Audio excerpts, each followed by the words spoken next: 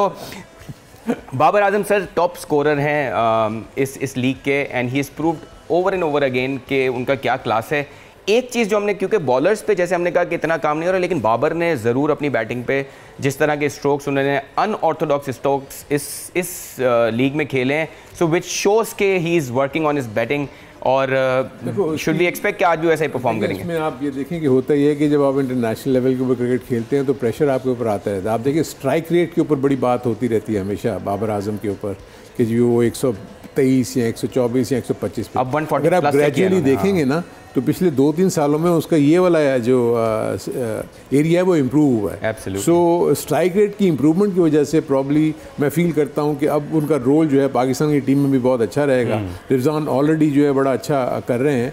सो अब इशू सिर्फ ये है कि साइम अयूब के आने की वजह से एक आध किसी प्लेयर को वन डाउन आना पड़ेगा। अब वो बाबर आजम को हमने देखा था पीछे वो आए हैं, लेकिन क्या बाबर आजम ओपन ज़्यादा रन्स करते हैं या नीचे आके वो उसी तरीके से स्ट्राइक रेट के साथ खेल सकते हैं नहीं खेल सकते, तो देखने वाली बात है। लेकिन आज के मैच में बाबर का रोल बड़ा इंपॉर्टेंट होगा, क्योंकि अगर बाबर जल्दी आउट हो जाते हैं ना तो साइकोलॉजिकली प्रेशर जो है वो पेशावर ज़ल्मी के। बिल्कुल सही। एक और प्लेयर जो जल्दी आउट होता है सर वो है साइम अयूब। अगर वो जल्दी आउट हो जाए तो जिसका प्रेशर आता है वो है साइम अयूब। लेकिन मैं साइम अयूब के साथ साथ अगर उस्मान खान की इस शो पर बात ना करें तो बड़ा अनफेयर होगा। मैं चाह रहा था कि उन पर ज़रा बात करें। एक तो उनकी बैटिंग को एक्सप्लेन करें, दूसरा ये बताएं कि पाकिस्तानी प्लेयर जैसे उस्मान खान की दूसरी सेंचुरी है इस PSL में, और शुरू के मैचेस में उन्होंने एक 96 पे आउट हुए थे। किस तरह उन्होंने अपने आप को मेंटली स्ट्रॉन्ग रखा है कि एक और सेंचुरी मार के वो गए। पाकिस्तानी जो नज़ात प्लेयर्स हैं, साइम अयूब क्यों ऐसा नहीं कर पा रहे, या आपके आज़म खान ऐसा क्यों नहीं कर पा रहे? What is the difference? देखिए, पहले तो सवाल ये होना चाहिए कि उस्मान खान, मैं नहीं कह रहा कि आप कि जी पाकिस्तान फ़ौरन ही खेल जाते।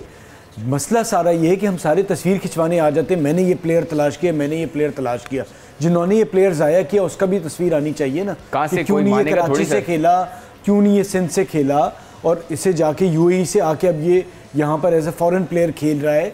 200 ये बना चुका है, 30s में इसका एवरेज है, 1000 के करीब रन है, 145 स्ट्राइक रेट है। तो साइम से अगर आप मुवाजना करें बहुत तो बेहतर, उसके साथ उससे ऊपर है। मैं ये नहीं कह रहा, साइम और बड़ा अच्छा कर रहे हैं, अच्छे प्लेयर है, लेकिन साथ साथ था ना, लेकिन ये अब चला गया है। तो सवाल हमारे ये होना चाहिए कि ये प्लेयर जो छोड़ के चले जाते हैं और 200 एक चीज मैंने, I am sorry to cut you, लेकिन मैंने एक चीज कल उस्मान में जो मैंने देखी, एक बाउंड्री मारने के बाद वो जो भी बॉल थी वो उसको, क्योंकि रिजवान में जब मैं तो ऑन ग्राउंड देख रहा था, रिजवान उससे लिटरली हर बॉल पे कम्युनिकेट कर रहे थे।